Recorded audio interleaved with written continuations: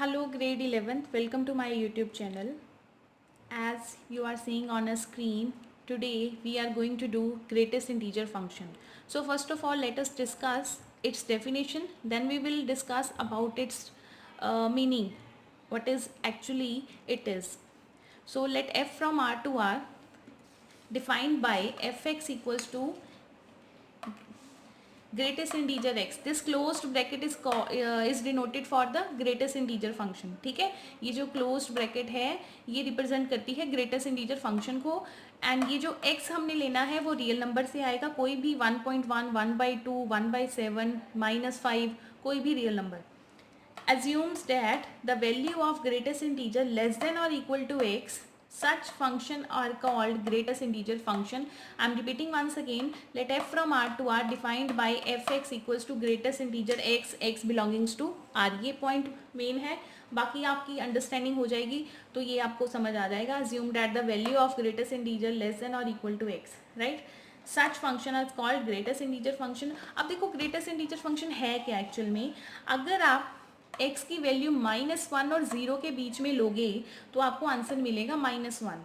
अगर आप x की वैल्यू 0 और 1 के बीच में लोगे, यहाँ पर 0 को इंक्लूड करना है, यहाँ पे 0 को इंक्लूड नहीं करना, तो आपका आंसर आएगा 0. बट आई एम श्योर कि ये सब आपको समझ नहीं आ रहा होगा. प्लीज़ पॉज करके वीडियो ये नोट डाउन कर लो कि ग्रेटेस्ट इंटीजर फंक्शन एक्चुअली इसकी बेसिक डेफिनेशन क्या है, क्योंकि पेपर में +1 में पूछी जाती है define greatest integer function.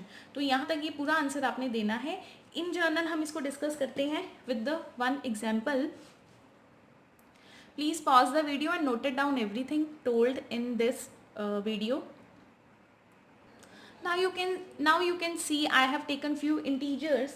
like अगर आप x को 1 लेते हो, ठीक है, तो ग्रेटेस्ट इंटीजर 1 की वैल्यू आपको 1 मिलेगी. अगर आप 2 लेते हो तो ग्रेटेस्ट इंटीजर की वैल्यू आपको 2 मिलेगी. अगर आप x को -7 लेते हो तो ग्रेटेस्ट इंटीजर -7 ही मिलेगा. इट मीन्स अगर आपका x कोई इंटीजर है, if x is an integer, तो आपको ग्रेटेस्ट इंटीजर की वैल्यू इंटीजर ही मिलेगी. x बिलोंग्स टू इंटीजर अगर x कोई इंटीजर है, ठीक है.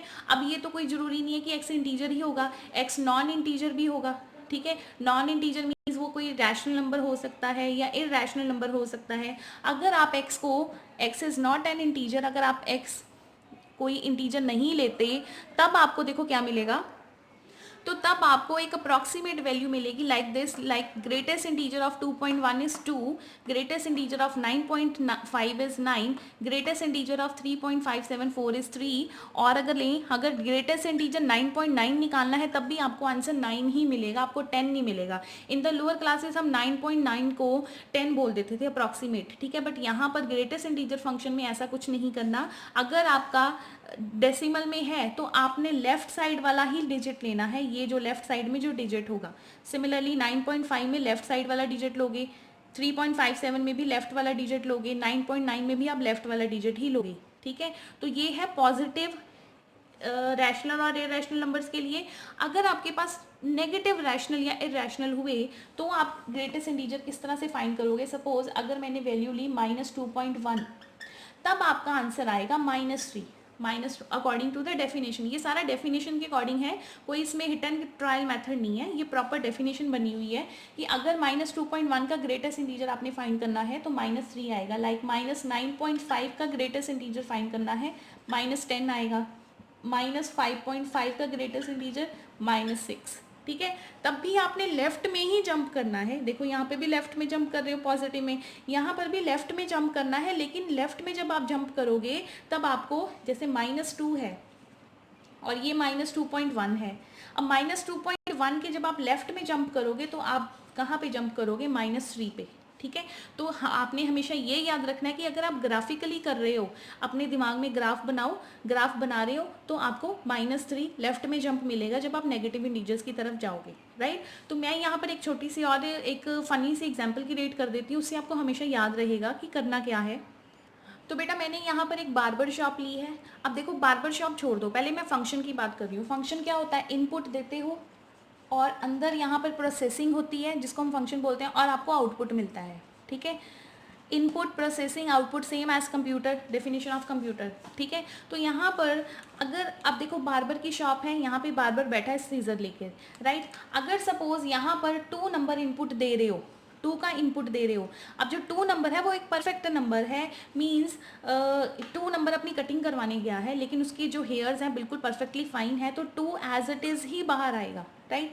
अगर आप -1 का इनपुट दे रहे हो, -1 एज इट इज़ गया, उसके हेयर्स परफेक्टली फाइन थे, वो एज इट इज़ बाहर आ गया। लेकिन प्रॉब्लम तब आएगी जब आप रैशनल नंबर्स लेते हो, लाइक जैसे 2.1 है, 2.1 बार्बर के पास गया, बार्बर ने क्या किया, उसकी कटिंग की और ये जो 0.1 था इसको रिमूव कर दिया और सिर्फ हमें बाहर क्या मिला, 2 नंबर, राइट। तो ये एक छोटी सी एग्जांपल है, आप लर्न कर सकते हो इस तरीके से। जैसे मैंने 3.5 को बार्बर के पास भेजा, जब 3.5 बार्बर के पास गया तो बार्बर ने उसके जो 3 था 0.5 वाले जो हेयर्स थे वो कट कर दिए, ठीक है। जैसे अगर आप इस तरह से बनाते हो, कोई लंबे लंबे हेयर्स लेके गया, 3.5 ऐसा था और बार्बर ने उसकी कटिंग की करके छोटे हेयर्स करके और 3 को बाहर भेज दिया, ठीक है। तो ये एक एग्जाम्पल है। अब देखो ये जो होगा, जो आपकी नेगेटिव नंबर्स होंगे ना, जैसे कि कोई बाल्ड पर्सन जा रहा है बार्बर के पास, अब जिसके बाल ही नहीं है तो बार्बर क्या करेगा, हेयर ट्रांसप्लांट करके उसकी बाल लगाकर उसको भेजेगा। तो मीन्स कि अगर आप नेगेटिव नंबर लेते हो जैसे -2.1, ठीक है, ये एक बाल्ड पर्सन है जो बार्बर के पास जा रहा है, उसके बाल ही नहीं थे तो काटेगा क्या वो, ठीक है। तो वहाँ पे उसने क्या किया, बार्बर ने इसके हेयर्स ट्रांसप्लांट किए और इसको -3 बना के बाहर भेज दिया, ठीक है। तो इस तरीके से आप याद कर सकते हो ग्रेटेस्ट इंटीजर फंक्शन को कि एक्चुअल में ये होता गया है। दूसरी बात की 0, अगर 0 का ग्रेटेस्ट इंटीजर निकालना है तो आपको 0 ही मिलेगा, 0 इज ऑल्सो इंटीजर, इंटीजर भी आपको इंटीजर वैल्यू ही मिलनी है। प्रॉब्लम आनी है रैशनल इररेशनल्स पे, राइट। अब देखो बेटा मैंने क्या किया है, मैंने 0 और 1 के बिटवीन नंबर लिए, ठीक है। When x is 0.5, greatest integer of 0.5 is 0। When x is 0.9, greatest integer of 0.9 is 0। When x is 1, greatest integer of 1 is 1, ठीक है। अब मैं इसको ग्राफ में प्लॉट करने लगी हूँ, तो देखो ग्राफ कैसा बनेगा इसका। व्हेन x इज 0.5, 0.5 आपका मान लो यहाँ पे आएगा 0.5, ठीक है। तो आपका जो y है, y क्या है आपका 0, सॉरी यहाँ पर y, हाँ जी y लेके चलेंगे हम, क्योंकि जो आपका ग्रेटेस्ट इंटीजर फंक्शन है वो क्या है, f(x) equals to greatest integer x। It means y की वैल्यू किसके इक्वल होगी, ग्रेटेस्ट इंटीजर x के। तो अगर हम इसका टेबल बनाएं तो x और y टेबल बनाओगे तो x एंड y यहाँ पे रख देती हूँ। तो अगर आप x को 0.5 लेते हो तो y की वैल्यू क्या है, f(x), y की वैल्यू 0 मिलेगी। When x is 0.9, y is 0। When x is 1, y is 1, ठीक है। तो अब इसको ग्राफिकली हम ड्रॉ करते हैं, तो ये देखो ग्राफिकली क्या होगा।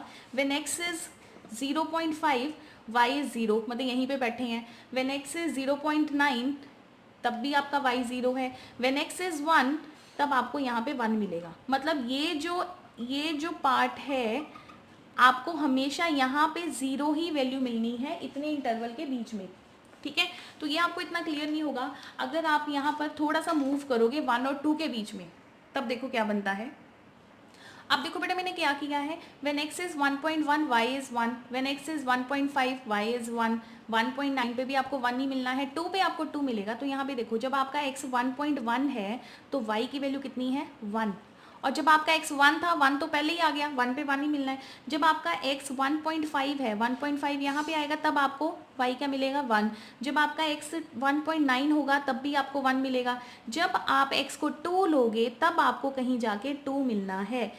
इट मीन्स जब आप वैल्यूज़ लेते हो x की 2 और 1 के बीच में, राइट, जब आप x की वैल्यूज लेते हो 2 से कम, 1 या 1 के इक्वल, तो आपका जो ग्राफ है वो ऐसा बनेगा। यहाँ से आप ओपन रखोगे इसको, क्योंकि 2 पे ग्राफ शिफ्ट हो रहा है, 2 पे ऊपर चला गया। मतलब कि जब आप 1.9 या 1.99 तक बैठे हो आपको यहाँ तक ही वैल्यू मिलेगी, और 1 पे तो आपको 1 ही मिला है, 1 पे आपको 1 मिला, ये एग्जैक्ट वैल्यू मिलेगी। और यहाँ पे 1.999 पे आपको यहाँ तक वैल्यू मिलनी है, ठीक है। अब जब आप 2 लोगे, जब x 2 होगा, वेट, अब देखो बेटा जब आप x2 ले रहे हो तो आपको y2 मिल गया, ठीक है। जब आप 2.1 ले रहे हो तब भी आपको 2 मिलेगा। जब आप 2.9 ले रहे हो तब भी आपको यहाँ पे 2 ही मिलना है। जब आप 2.999 लोगे तब भी आपको 2 ही मिलेगा, आपको 3 कभी नहीं यहाँ पर मिलने वाला x। तो इट मीन्स ये ऐसा बनेगा, ठीक है। सिमिलरली जब आप थ्री ले रहे हो तो आपको क्या मिलेगा 3, ठीक है, एग्जैक्ट 3 मिलेगा। 3.1 लोगे तब भी आपको 3 मिलेगा, 3.5 लोगे तब भी आपको 3 मिलेगा, 3.999 लोगे तब भी आपको 3 ही मिलेगा। तो यहाँ से फिर आप ओपन रखोगे और इसको ज्वाइन कर दोगे, ठीक है। तो इस तरह से ये एक लैडर बन रही है, ये इसका मेन ग्राफ है। नेक्स्ट देखो, अगर हम नेगेटिव नंबर्स लेते हैं, right, come to the negative numbers. तो बेटा देखो यहाँ पर जब आपने x को -1 लिया, जब आप x को -1 ले रहे हो तो आपको -1 ही मिलना है, मतलब यहीं पे आ गए आप, ठीक है। जब आप x को -1.2 ले रहे हो तब आपको -1 ही मिलेगा, सॉरी -2 मिलेगा, सॉरी। जब आप -2 ले रहे हो, आपको -2 ही मिलेगा, ठीक है। जब आप -1.9 ले रहे हो तब भी आपको -2 मिलेगा। जब आप 1.1 ले रहे हो, जैसे 1.2 लिया तब भी आपको -2 मिलेगा। तो मीन्स यहाँ पर क्या प्रॉब्लम हो रही है कि जब आप -1 से थोड़ी सी भी वैल्यू ज़्यादा लेते हो आपको -2 मिलता है, ठीक है। तो जब आप -2 लेते हो तब भी आपको -2 मिलता है। तो यहाँ पर जो ग्राफ बनेगा, अगेन जब आप 1.1 लोगे तो आपको -2 मिलेगा, 1 नहीं मिलेगा। इट मीन्स यहाँ से आपने इसको ओपन रखना है, ठीक है, क्लियर है। सिमिलरली जब आप 2.1 लोगे, 2.1 पे आपको कौन सी वैल्यू मिलेगी 3, -3 पे भी आपको 3 मिलनी है। 2.0001 पे भी आपको 3 वैल्यू ही मिलनी है, -3 ही मिलनी है। तो इस तरह से यहाँ से ओपन होगा, ठीक है। तो wait, I think it is not visible to you. हाँ जी बेटा, आप देखो जब आपने 2.1 लिया आपको ये वैल्यू मिलेगी -3, 2.9 पे भी आपको -3 मिलेगा। तो इट मीन्स आपको यहाँ पर ये वाली वैल्यू मिलेगी, राइट। तो इस तरह से इसका ग्राफ बनता है, यहाँ पे लेडर्स बनती हैं। सिमिलरली अगर आप यहाँ पर करोगे 0.1 लोगे, 0.1 पे आपको क्या मिलना है -1, 0.9 पे भी आपको क्या मिलना है -1, और -1 पे तो -1 मिलना ही है। तो ये भी एक लेडर बन गई, ठीक है। तो इस तरह से आपने ये क्वेश्चन करना है। सिमिलरली यहाँ देखो 0.2 ले रहे हो, 0.2 प्लस में ले रहे हो तो आप फिर 0 पे आ रहे हो। तो यहाँ पर ये ऐसा ही रहेगा लाइन पे, ठीक है। This is all about your greatest integer function. तो इसको लिखना कैसे है देख लो आप एक बार, फिर जो हमने स्टार्टिंग में डेफिनेशन की थी वही मैं रिपीट कर रही हूँ।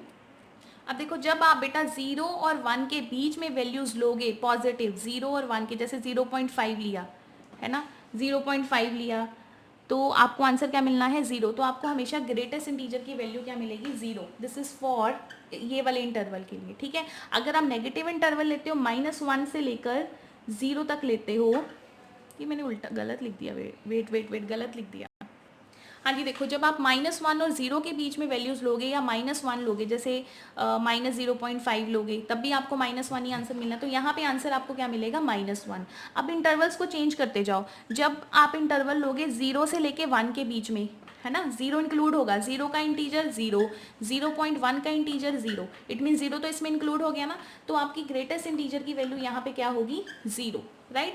सिमिलरली अगर आप आगे चलते हो, अगर आप 1 और 2 के बीच में वैल्यूज लेते हो, जैसे कि मैंने 1.5 लिया, 1.5 का ग्रेटेस्ट इंटीजर 1 नहीं आना है और 1 का भी ग्रेटेस्ट इंटीजर 1 आएगा। तो अब यहाँ पर आपको ग्रेटेस्ट इंटीजर की वैल्यू क्या मिलेगी 1, ठीक है। तो ये बेसिक डेफिनेशन है, ये आपको क्लियर होनी चाहिए। नेक्स्ट सिमिलरली इस तरह से आप बढ़ते जाओगे। अगर आप 2 और 3 के बीच का इंटरवल ले रहे हो, जैसे कि मैंने 2.5 लिया, 2.5 पे आंसर क्या मिलना है 2, हमेशा 2 मिलेगा ना, इसलिए 2 पे इक्वालिटी हम डाल रहे हैं। तो यहाँ पे आंसर मिलेगा 2 एंड सो ऑन। तो आप कितना भी कर सकते हो। अगर पेपर में बेसिक डेफिनेशन आती है तो आप यहाँ पे 2-3 पॉइंट्स लिखोगे और ये आपको फुल मार्क्स मिल जाएंगे। तो होप आपको ये अच्छे से समझ आ गया होगा। So tomorrow we will do the next function. Thank you.